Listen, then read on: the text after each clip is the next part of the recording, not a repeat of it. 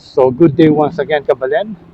And Maya Peldo, parang ega-naga ng Kabalen Tamo, Kirikin, Pampanga. So today is nandito tayo sa may Angeles to Dinalpian Road at madadaan lang natin sa arko ng Barangay Palat ng Porac. So nandito tayo sa Porac Town ngayon at ang i-update natin ay ang tinatawag nilang Tokwing. Yan. Pero actually, ano yun yun yung PO Model Community, yung isang resettlement dito sa Porac.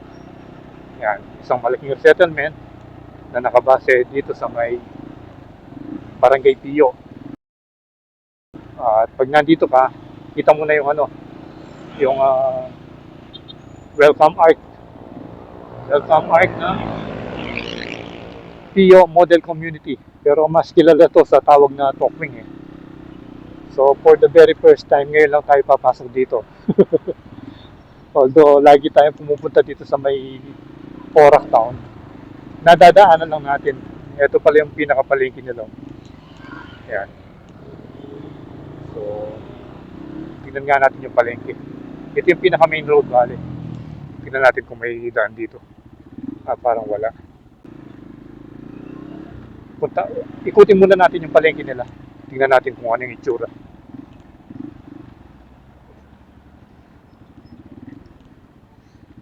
Ito, meat and fish. So, expect natin na wala nang masyadong tao dito dahil 12:30 na yata. Ito pala yung palengke. Ayan, hanggang dyan. So wala tayong idea kung ano yung itsura ng PO Model Community. Pero at least may ikutan natin. Ayan.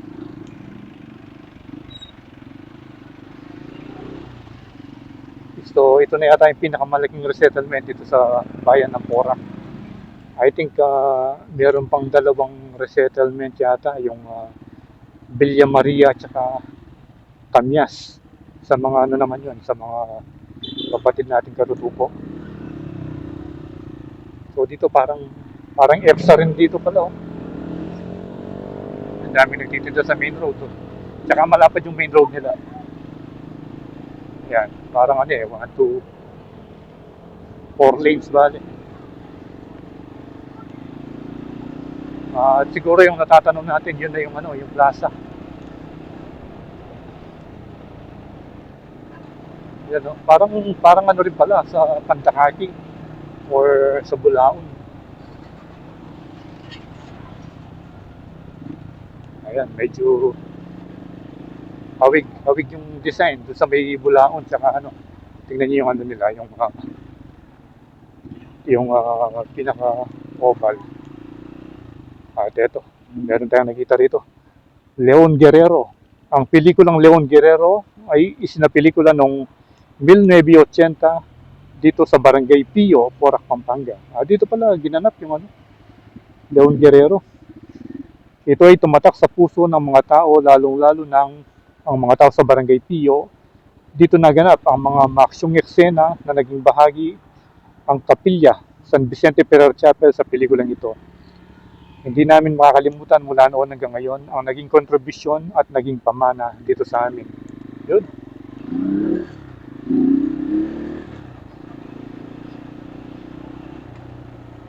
Dito na yata yung baka ito na yung barangay hall siguro.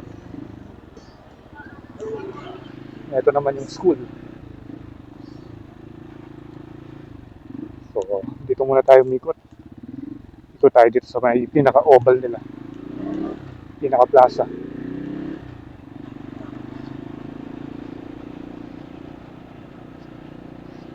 Ayan ganda rin pala sa plaza.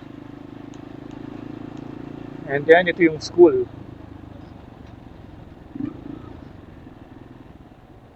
Dalawa. Yung isa, yung Mangkachan Elementary School. Mangkachan pala ito. So, diretso pa tayo.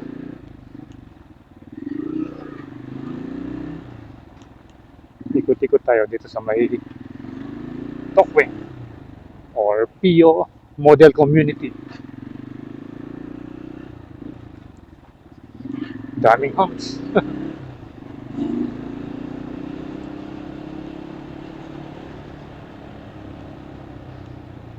Saan kaya banda yung San Vicente Chapel? Dito tayo.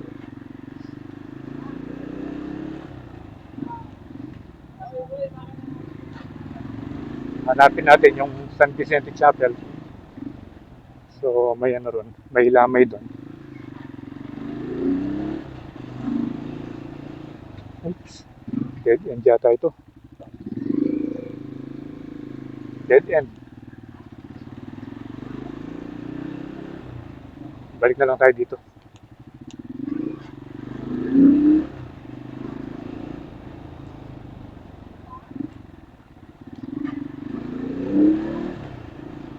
Yan, dito tayo.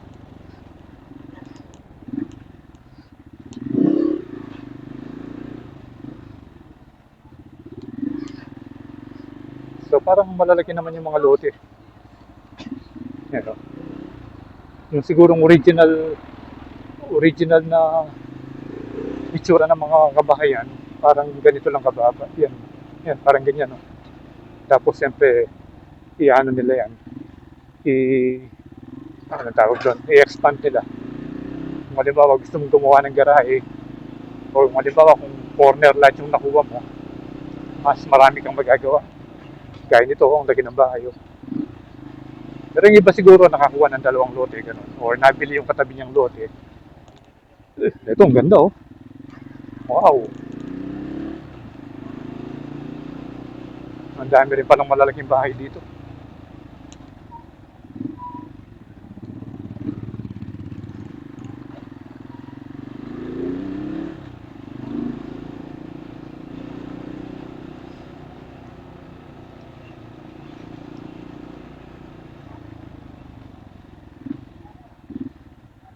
Ano yung bandit ng chapel, Kenny?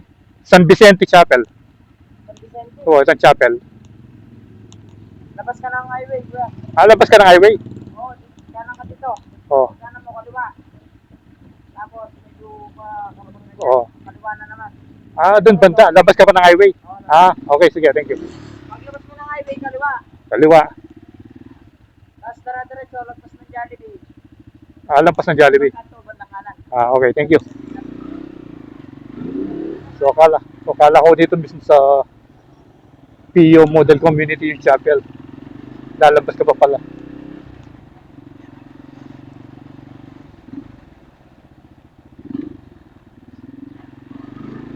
Ikot na lang tayo rito. And then, baka dito na tayo mag-drone mamaya. Dito sa may lilim.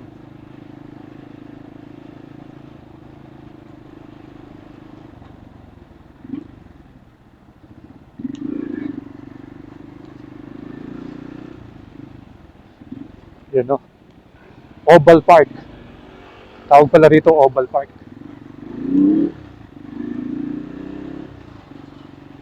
Ito, may chapel dito.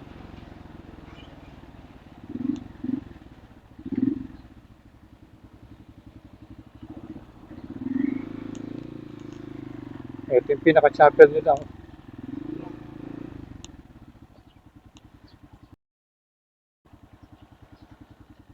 Piyestang Sulu. May 1 to 10, 2026. Tingnan natin. Tingnan natin yung magandang chapel. Ayan o. Christ Light of the Nations Parish. Ganda niya oh. Iba yung pagkakadesign. So, picture muna natin si Pongkan dito.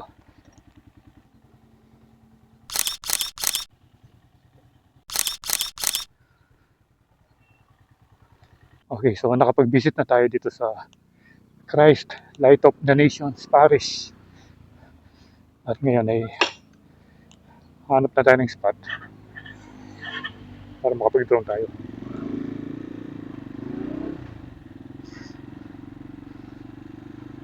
Sayang nga lang sarado siya, hindi natin nakita sa loob.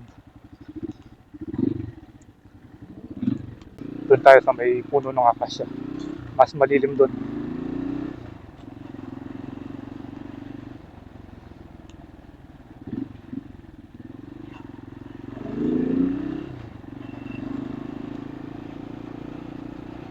Ano kaya ang pangalan ng school na to? Hindi natin nakita yung harapan niya.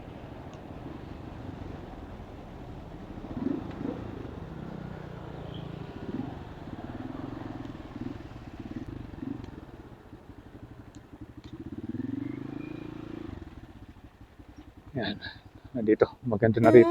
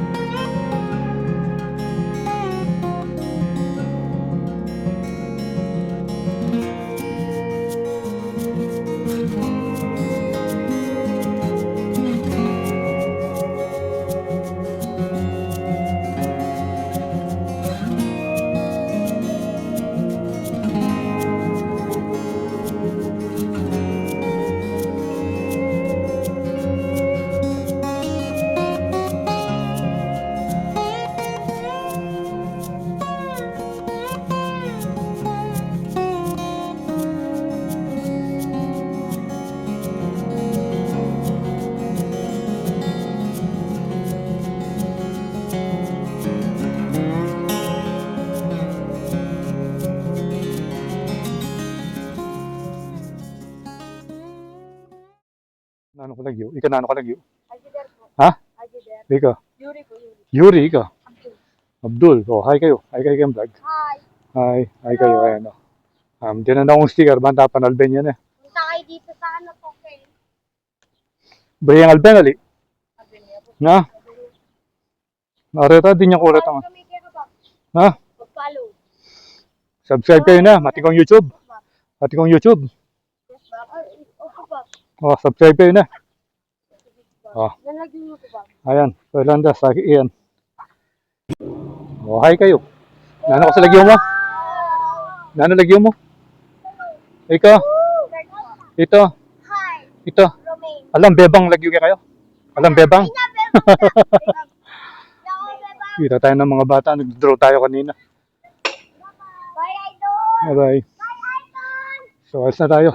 Nakapag-draw na tayo at nakita na natin yung kabuuan nitong PO Model Community. At napakalaki rin pala. So, kanina nag-drone tayo. Nakita natin yung school na to. Ito pala yung college, so Dabsu Porac Campus.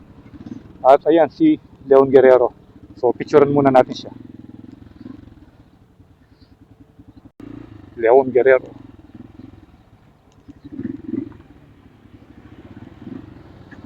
Ito pala yung sinasabi ng mga bata na ano, na college. Dabsu pala.